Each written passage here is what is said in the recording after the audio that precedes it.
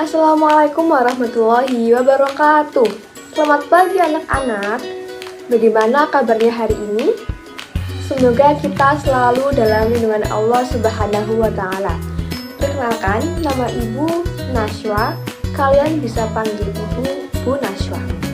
Hari ini kita akan belajar materi tentang Khulafaur Rasyidin. Apa sih Khulafaur Rasyidin itu? Jadi, tujuan pembelajaran kali ini adalah kalian bisa menganalisis biografi kepemimpinan Khulafaur Rasyidin sebagai inspirasi menghargai dan menghormati perbedaan dan bisa menganalisis perkembangan peradaban Islam pada masa Khulafaur Rasyidin sebagai inspirasi untuk menjadi pribadi yang aktif dan maju. Namun, pada sesi kali ini kita hanya belajar tentang definisi Khulafaur Rasyidin dan latar belakangnya. Sebelum menyimak pembelajaran, pastikan alat tulis dan buku sudah kalian persiapkan di depan meja kalian ya. Latar belakang munculnya Khulafaur Rasyidin. Yang pertama, kita akan belajar tentang pengertian dari Khulafaur Rasyidin. Khulafaur Rasyidin menurut istilah adalah pemimpin umat Islam pengganti Nabi Muhammad Shallallahu Alaihi Wasallam yang telah mendapat petunjuk dari Allah untuk meneruskan perjuangan Nabi Muhammad Shallallahu Alaihi Wasallam. Kemudian, secara bahasa, Khulafaur Rasyidin itu berasal dari bahasa Arab, yaitu Al-Khulafa Ar-Rasyidun. Khalifah artinya pengganti, sedangkan Ar-Rasyidin artinya mereka yang dapat petunjuk. Jadi, Khulafaur Rasyidin menurut bahasa adalah orang yang ditunjuk sebagai pengganti atau pemimpin atau penguasa yang selalu mendapat petunjuk dari Allah Subhanahu wa Ta'ala. Khulafaur Rasyidin terdiri dari 4 sahabat Nabi yang terpercaya. Yang pertama bernama Abu Bakar As-Siddiq yang menyebut dirinya sebagai pengganti Rasulullah atau Khalifati Rasulullah. Khalifah kedua adalah Umar bin Khattab yang menyebut dirinya Khalifati Rasulullah atau pengganti Rasulullah. Yang dimaksud adalah penggantinya Abu Bakar. Ketiga adalah Utsman bin Affan. Keempat, Ali bin Abi Thalib.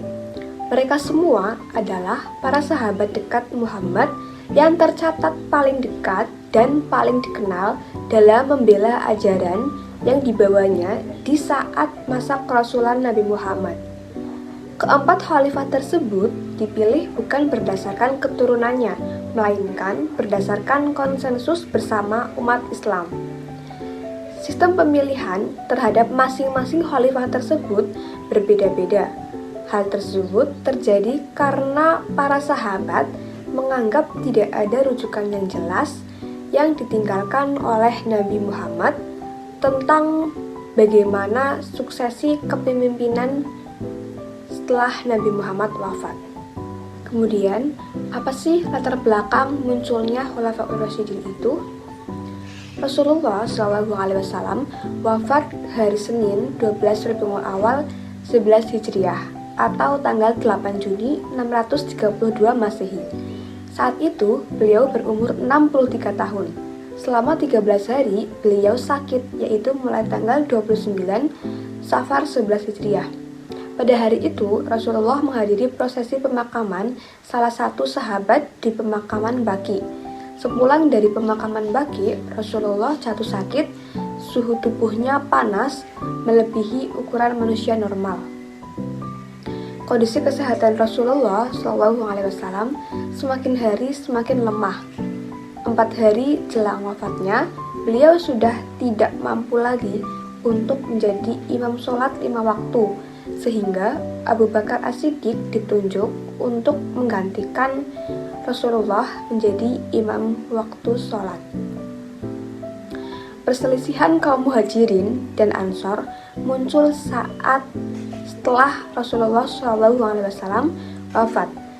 Kalangan kaum muslimin sempat kacau Hal ini disebabkan Rasulullah SAW tidak menunjuk calon pengganti pemimpin umat Islam secara pasti. Kaum Muhajirin dan Ansor adalah dua kelompok menggantikan kepemimpinan umat Islam ba'da wafatnya Rasulullah SAW.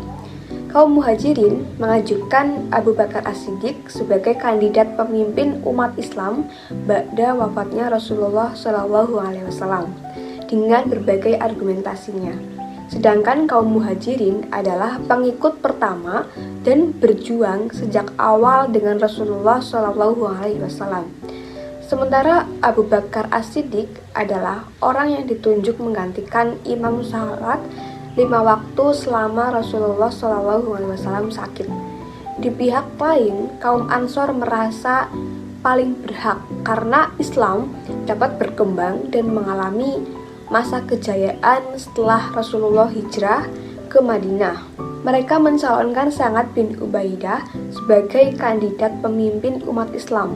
Perbedaan pendapat antara kaum Muhajirin dengan kaum Ansor dapat diselesaikan secara damai setelah Umar bin Khattab mengemukakan pendapatnya. Umar menegaskan bahwa yang paling berhak menjadi pemimpin setelah Rasulullah SAW wafat yaitu orang-orang Quraisy. Alasan ini akhirnya diterima kedua belah pihak. Umar bin Khattab selanjutnya membaiat Abu Bakar As-Siddiq menjadi khalifah dan diikuti oleh Sa'ad bin Ubaidah. Sekian penjelasan yang dapat Ibu sampaikan.